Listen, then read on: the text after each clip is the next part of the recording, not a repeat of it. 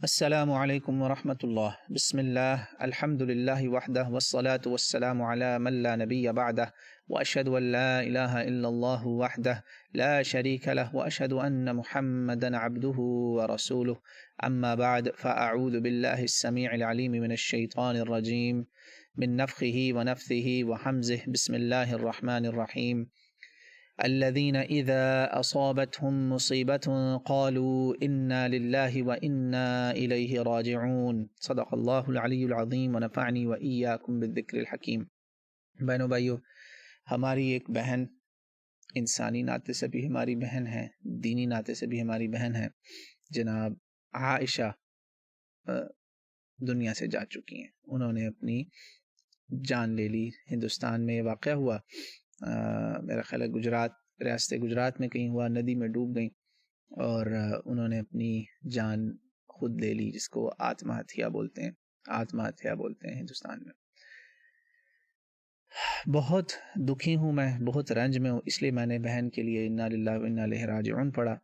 انشاءاللہ اس ریکارڈنگ کے آخر میں ہم ایک خاص دعا بھی کریں گے جو رسول پاک صلی اللہ علیہ وسلم نے ہمیں سکھائی۔ جی ہاں، میں بہن کے لیے بھی دعائے مغفرت کروں گا اور ان کی فیملی کے لیے بھی ہم دعا کریں گے انشاءاللہ تعالیٰ، تو وہ آخر میں ہم کریں گے۔ آج میں نے انشاءاللہ اس پورے قضیے میں جو کچھ ہوا، میں نے ان کی آخری ویڈیو میسج اور ان کی آخری فون کال دونوں میں نے سنی، دیکھی، اور جو خاص طور پہ جو کال ہے اس کو میں نے بار بار پلے کر کے سنا۔ سب سے پہلے، کسی بھی بات کرنے سے پہلے، جو لوگ بھی اس ویڈیو کو اپلوڈ کر رہے ہیں نا، اس کی آخری کال کو، اور اس پہ کمرشلز چلا رہے ہیں اور اس پہ پیسے بنا رہے ہیں، میں آپ کو صرف اتنا ہی کہوں گا کہ یوٹیوب پہ ایڈ جہاں مرضی لگائیں، مگر آپ اللہ کا واسطہ ہے، آپ کو آپ کے رب کا واسطہ ہے، جس کو بھی آپ رب مانتے ہیں اس ذات کا واسطہ ہے، مردے کو کیش نہ کروائیں، موت کو اپنے لیے کیش نہ کروائیں۔ مجھے اتنا دکھ ہوا، 3 منٹ کے کلپس، اس پہ اتنے ایڈ چل رہے ہیں کہ ایک تو ہوتا ہے نا ویڈیو، وہ یوٹیوب کے جو ہوتے ہیں کمرشلز، نہیں، باقاعدہ سلیکٹڈ ایڈز چل رہے ہیں۔ اور اللہ سے ڈرو، سب سے پہلے تو میری ان لوگوں سے درخواست ہے۔ اور یہ لوگ پھر کیا کر رہے ہیں، دوسرے نمبر پہ یہ جو ظلم کر رہے ہیں، میں سب کو وارن کروں گا، یہ میرا میسج اللہ کرے سب لوگوں تک پہنچے۔ فوراً ویڈیو دیکھی اور فوراً ریاکشن کر دیا اور فوراً ہی جیوری بن گئے، فوراً ہی جج بن گئے، فوراً ہی جوڈیشری بن گئے، اور کہا جی وہ جہیز اور یہ اور وہ پتہ نہیں کیا کیا کہانیاں بنا کے بس کلک بیٹس لوگوں کے لیے ڈال رہے ہیں۔ اور اللہ سے ڈرو، کیوں؟ جو زندہ رہ گئے ہیں اب ان کو تو نہ مارو، جو بیچاری دنیا سے چلی گئی اس کو چھوڑ دو، جو زندہ ہیں ان کو تو نہ قتل کرو، یا قتل تو نہ کروا دینا کسی کو۔ اتنا نہ ظلم کرو کہ جو اس کے باپ نے آخری کال میں کہا کہ میں آتما ہتیا کر لوں گا اگر بیٹی تم باز نہ آئی، کہیں وہی نہ مجبور ہو جائے۔ تو اللہ کا واسطہ ہے، ان ویڈیوز کو کیش نہ کرواؤ، ان آڈیوز ویڈیوز کو کیش نہ کرواؤ، ان پہ ایسے کمرشلز نہ چلاؤ کہ آپ یقین مانیں 3 منٹ کی کال ہے، وہ 3 یا 4 منٹ کی ہوگی، بہرحال بہت تکلیف دہ کال ہے۔ میں نے بڑے غور سے سنی، اس لیے کہ میں کاؤنسلنگ کرتا ہوں، فیملی کاؤنسلنگ کرتا ہوں الحمدللہ، I deal with young and old both, میں دونوں سے میرا ہے تعلق، مطلب ڈیلنگ ہوتی ہے میری ایز اے امام اور ایز اے کمیونٹی لیڈر۔ یہاں پہ امام کا رول کافی ڈائنامک ہوتا ہے، تو ہمیں کاؤنسلنگ وغیرہ بھی سیکھنی پڑتی ہے، یہ مطلب سائنس ہے باقاعدہ۔ تو میں دیکھ رہا ہوں کہ وہ کال چل رہی ہے اور ٹھک بیچ میں کمرشل۔ یہ جو نان سکیپیبل ایڈز ڈال رہے ہیں یا سکیپیبل ایڈز ڈال رہے ہیں، تم لوگ شروع میں آخر میں چلا دو، اگر تمہیں اتنے ہی مرے جا رہے ہو، تمہارا تو یہ کانٹینٹ ہی نہیں ہے، کیوں اس پر تم کیش کروا رہے ہو؟ اللہ سے ڈرو، اللہ سے ڈرو، don't cash a death, don't cash a dead body for you, اللہ سے ڈرو۔ اچھا، اب آ جاتے ہیں ہم اصل مسئلے پر۔ میں نے انا للہ پڑھا کیونکہ ہم سب اللہ کو ہی بلانگ کرتے ہیں اور اسی کی طرف ہم نے واپس جانا ہے۔ اس پورے قضیے کو میں قرآن اور سنت کی روشنی میں کچھ باتیں کرنے والا ہوں۔ قرآن کی روشنی میں نے سب سے پہلے اس واقعے میں دیکھنا ہے کیا کیا باتیں فیکٹس اینڈ فگرز ہیں اور کیا فیکٹس اینڈ فگرز نہیں ہیں، جس سے میں چاہتا ہوں آپ لوگ محفوظ رہیں، دور رہیں جو باتیں فیکٹس نہیں ہیں۔ اور پھر کچھ نصیحتیں فیملیز کے لیے، عائشہ کے پیرنٹس کے لیے بھی اور تمام والدین کے لیے۔ میں خود ایک باپ ہوں، میری بھی الحمدللہ 2 بیٹیاں ہیں، یہ ہم سب کے لیے نصیحتیں، انکلوڈنگ مائی سیلف۔ یاد رکھیں، میرے کان پہلے مجھے سن رہے ہیں، تو میرے لیے اور تمام پیرنٹس کے لیے اس میں نصیحتیں ہوں گی۔ اور آخر میں نے نوجوان نسل، بہن بھائی، تمام مسلمان امت بلکہ غیر مسلم بھی سب کو بتانا ہے کہ اسلام میں سوئسائڈ کے بارے میں کیا کہا گیا ہے۔ تو یہ سارا بیانیہ قرآن اور سنت کی روشنی میں، یعنی اللہ کی کتاب ہمیں کیا کہتی ہے اور سنت رسول صلی اللہ علیہ وسلم، یہی ہمارے دو مرجع ہیں جس کو سارا اسلام مانتا ہے۔ جی ہاں، یہ اس وقت کوئی فرقہ وارانہ بات نہ کرے، شیعہ سنی سب جانتے ہیں قرآن اور سنت ہی ہمارا اصل مرجع ہے، باقی سب چیزیں تو تفصیلات ہیں، بعد میں آتی ہیں۔ اچھا، یہ آیت مبارکہ کی روشنی میں بات کرتے ہیں کہ ہم سب کو لوٹ کر جانا ہے۔ اب یہ جو ہماری بہن کی ڈیتھ ہوئی نا، جو انہوں نے آتما ہتیا کی، سوسائڈ کی، میں آتما ہتیا اس لیے بول رہا ہوں کہ جو ہندوستان کے لوگ ہیں وہ بھی سمجھیں کیا بات ہو رہی، خودکشی کی۔ کچھ لوگ تو کہہ رہے ہیں جی یہ جہیز کی وجہ سے کی۔ دیکھیں، آپ اپنے پاس سے جوری اور جج نہ بنے، نہ تو آپ جج بنے، نہ وکیل بنے، نہ جوری بنے، تینوں کام نہیں آپ نے کرنے جب تک دوسری فریق، دوسری پارٹی کی بات واضح نہیں ہو جاتی۔ ڈیفینیٹلی کوئی ڈسپیوٹ تھا، کووڈ-19 آ گیا، تقریباً 1 سال سے وہ گھر بیٹھی تھی۔ یہ بہت فرسٹریشن کا ٹائم ہوتا ہے۔ اس ٹائم میں جو گلٹی لوگ ہیں نا وہ کافی سارے ہیں، صرف وہ بہن ہی نہیں ہے۔ خودکشی غلط ہے، اس کو کوئی جسٹیفائی نہ کرے، خودکشی خودکشی ہے، سوسائڈ از سوسائڈ۔ اب ظاہری بات ہے اگر تو اس کو ڈپریشن تھا، کوئی مینٹل ہیلتھ پرابلم تھا، جی ہاں ایسا بھی ہوتا ہے، بہت سارے مینٹل ہیلتھ کیسز ہیں جس میں آپ کو پتہ ہی نہیں ہوتا کہ بندے کے ساتھ کیا چل رہا ہے۔ اگر تو وہ تھا تو پھر تو ان کی سوسائڈ اللہ کے حوالے، کوئی پتہ نہیں، اللہ کے ہاں بالکل ہی اس کو سوسائڈ نہ دیکھا جائے۔ دیکھیں نا، کامل عاقل بالغ جو بندہ ہوتا ہے نا اس پر خودکشی کا لگتا ہے، وہاں پہ مقدمہ۔ اس لیے میں اور آپ جج نہیں کر سکتے۔ 1 سال کووڈ کے دوران بہت لوگوں کو ڈپریشن ہوا ہے، انگزائٹی ہوئی ہے، اور اس دوران سوسائڈ ریٹس زیادہ ہوئے ہیں۔ اور خاص طور پہ یہ جو سیپریٹنگ کپلز تھے، مردوں نے بھی خودکشیاں کی ہیں۔ تو آپ لوگوں نے اس کے اوپر نا پلیز جوری اور جج اور وکیل تینوں کام نہیں کرنے، یہ میرا آپ کا کام ہی نہیں ہے جب تک کہ آپ کے پاس سارے فیکٹس اینڈ فگرز نہ ہوں۔ جتنے فیکٹس اینڈ فگرز ہیں، جو چیزیں ہمارے پاس بالکل واضح ہیں، میں اس کی بنیاد پہ بات کروں گا، اس لیے ہماری بہن کو بینیفٹ آف دا ڈاؤٹ جاتا ہے۔ اب رسپانسبلٹی جو ہے نا، جب ایسے معاملات آ جاتے ہیں تو اس میں دیکھیں، اب آپ اس وقت جہیز کا ایشو نہ لائیں، کیونکہ ہمیں نہیں پتا جہیز پر بات ہے یا نہیں ہے، کچھ پتا نہیں۔ فیملی کورٹ میں کوئی تھا کیس، ہو سکتا ہے ڈومیسٹک وائلنس ہو سکتا ہے جہیز ہو سکتا ہے صرف نفقے کی ڈیمانڈ ہو۔ ابھی میں نے حال ہی میں ایک مدعا تھا، importance of knowing both sides, میں آپ کے سامنے کلیئر کروں گا۔ اتنی اہم ہے کہ میں نے، ہماری وہ بہن ہے 6-8 مہینے سے گھر میں ہے، وہ بھی تو مطلب مسلمان بہن ہے وہ، ان کے والد صاحب سے جب بات کی تو انہوں نے کہا جی اس نے حق مہر بھی نہیں ادا کیا ہوا۔ میں نے سن لیا۔ اب اگر میں ہوتا وہ ویمنز مارچ والی آنٹی یا ان آنٹیوں کا کوئی ورکر، تو میں کہتا ہے ایسی کی تیسی اس کے گھر ابھی میں نے بھیجنے بندے، اس کو پکڑنا گریبان سے، یا پولیس لے کے جائیں گے، پولیس والوں کو 4 پیسے دیں گے، نکلواؤ بھی اس سے حق مہر، اس سے طلاق نہیں بھی ہونی تو پکی پکی ہو جائے گی۔ لو جی، میں نے جب دوسری پارٹی سے بات کی، انہوں نے مجھے کچھ اور بات بتائی۔ اب میں نے دونوں کو اکٹھا کیا، دونوں کی کانفرنس کال کروائی، اور تیسرا میں تھا، میں نے کہا اور چوتھا کوئی نہیں ہوگا، تم دونوں میاں بیوی اور میں۔ آپ یقین مانیں حق مہر سے زیادہ اماؤنٹ وہ بیوی کو دے چکا ہوا تھا زیور کی شکل میں، بہت زیادہ فرق تھا، اور وہ بیوی نے ایکسپٹ کیا۔ میں نے کہا دیکھ لیں، آپ جو بندہ حق مہر سے زیادہ آپ کو دے رہا ہے، آپ کیوں نہیں اس سے صلح کرنا چاہتی؟ کریں یہ، اور نفقے وغیرہ کے لیے عدالتوں میں ایک دوسرے کو نہ گھسیٹیں، ایسے موقعوں پہ طلاقیں نہیں بھی ہونی تو ہو جاتی ہیں، کچھ خیال کریں۔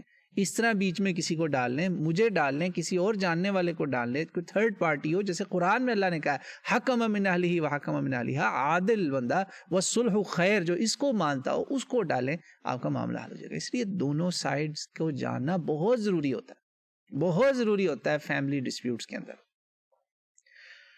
ہاں، بندہ بے وقوف نہ ہو کہ وہ دوسری سائڈ کا جھوٹا ورژن سن کے تو اس کے پیچھے چل پڑے۔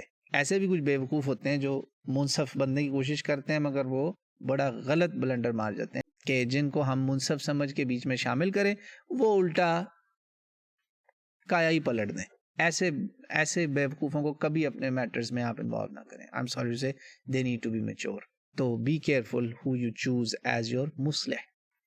اچھا اب اگلا ٹاپک آ جائے, اہم بات, رسپانسبلٹی کس کس کی ہے؟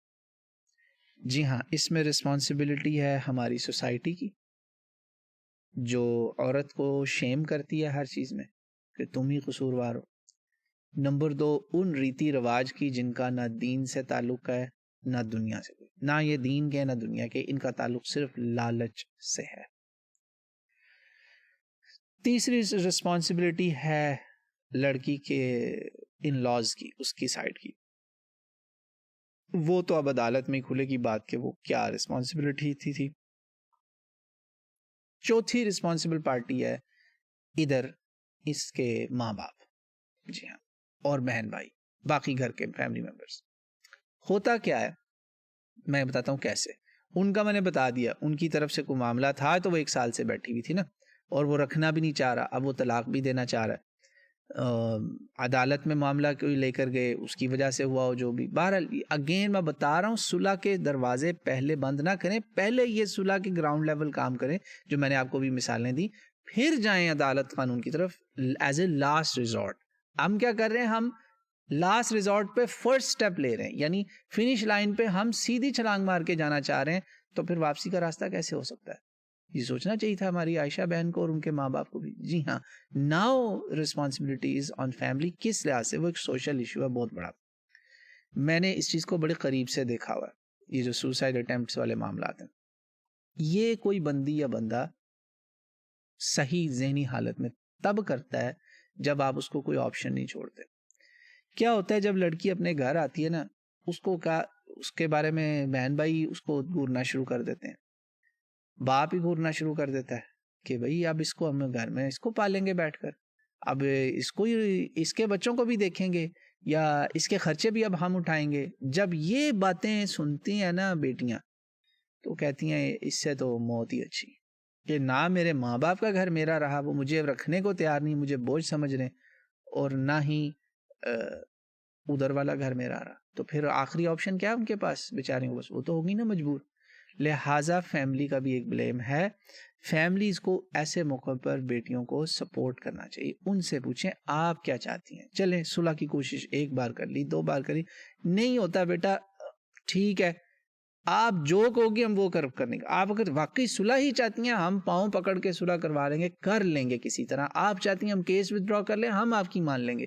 اس وقت ماں باپ کا کام تھا, انہوں نے بیچاروں نے بہت کوشش کی, صحیح کہا کہ انہوں نے تھریٹ بھی کیا کہ ہم بھی مر جائیں گے, ہمیں جیتے جی نہ مار دینا, ہم کیسے دنیا کو فیس کریں گے, ساری باتیں وہ کہہ رہے تھے. مگر وہ اس کی سٹیٹ آف مائنڈ کچھ اور تھی. وہاں اس وقت انہوں نے باتیں بہت اچھی کی, اس کو بی بی عائشہ کے نام کا واسطہ دیا, بڑی کوشش کی. مگر اس وقت ایسے موقع پر سوسائڈ اگر آپ پریونٹ کرنا چاہتے ہیں تو اس بندے سے یہ پوچھیں کہ آپ کون سی چیز آپ کو اس خودکشی سے روک سکتی, مجھے بتائیں, ہم وہ کریں گے, وعدہ کریں, اور اس کو حد الوسع جان توڑ کوشش کریں, اس کو پورا کریں, ایز لانگ ایز وہ اسلامکلی جائز ہو.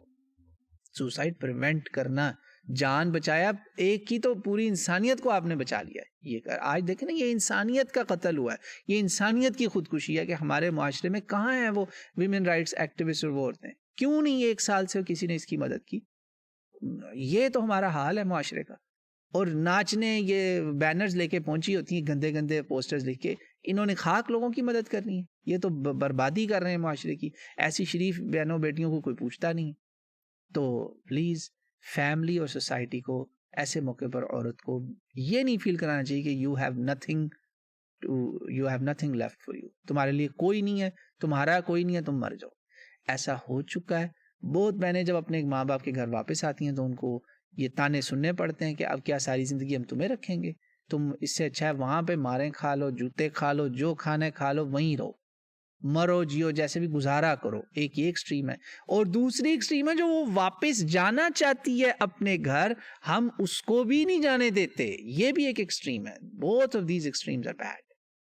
تو کیوں, اب ہم آتے ہیں اس کے اوپر سوئسائڈ کے کیس کے اوپر. اللہ تعالیٰ نے قرآن پاک میں کہا ہے, اذ قال ابراہیم علیہ السلام نے کہا اس کو, نمرود کو, ربی الذی یحیی و یمیت، میرا رب ہی زندگی دیتا ہے، میرا رب ہی موت دیتا ہے، یہ حق اللہ کا ہے، وہی زندگی دینے والا ہے، وہی موت دینے والا ہے، وہی زندگی واپس لے گا، اس کی دی ہوئی ہے، جان تو دی اسی کی تھی، حق تو یہ ہے کہ حق ادا نہ ہوا تو ہم کیسے اس کے مالک بن بیٹھے؟ یہ ہمیں اختیار ہی نہیں ہے، نہ ہم اپنی مرضی سے پیدا ہوتے ہیں، نہ ہی ہم اپنی مرضی سے مر سکتے ہیں۔